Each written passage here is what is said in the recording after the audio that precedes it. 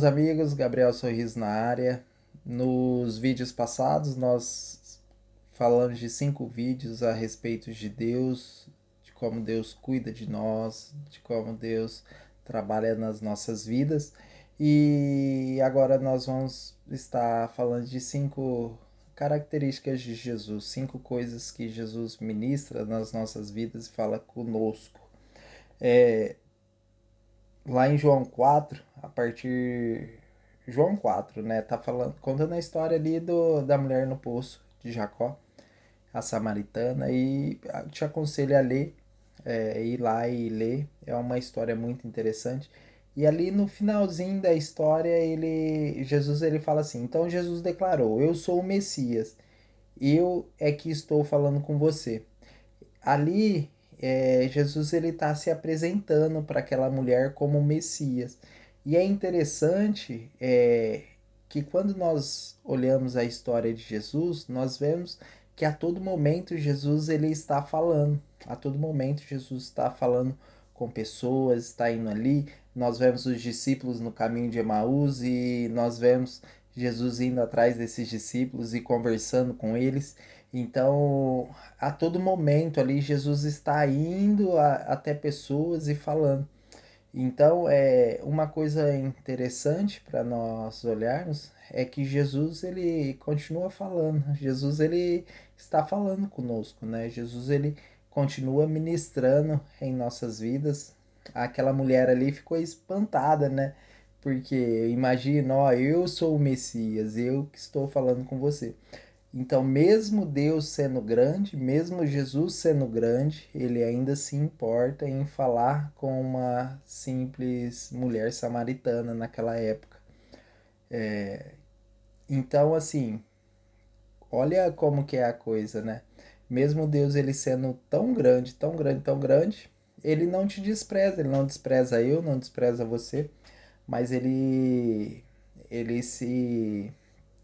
mexe no seu itinerário ali. Nós vemos Jesus trabalhando o itinerário dele ali para coincidir com a hora que aquela mulher iria estar passando ali, não foi por acaso. Então, Deus ele é tão grande, Jesus ele é tão grande, mas mesmo ele sendo grande assim, ele ainda encontra uma maneira de estar falando conosco, de estar falando ao nosso coração. Então, a primeira coisa que eu gostaria de estar para você refletir é que Jesus ele continua falando.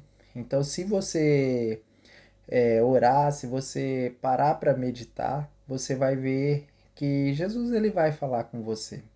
Muitas vezes nós não conseguimos, em meio à agitação da nossa vida, do nosso dia a dia, nós não conseguimos ouvir a voz de Jesus. Por quê? Porque em meio ao barulho, à agitação, a gente não dá aquela atenção devida.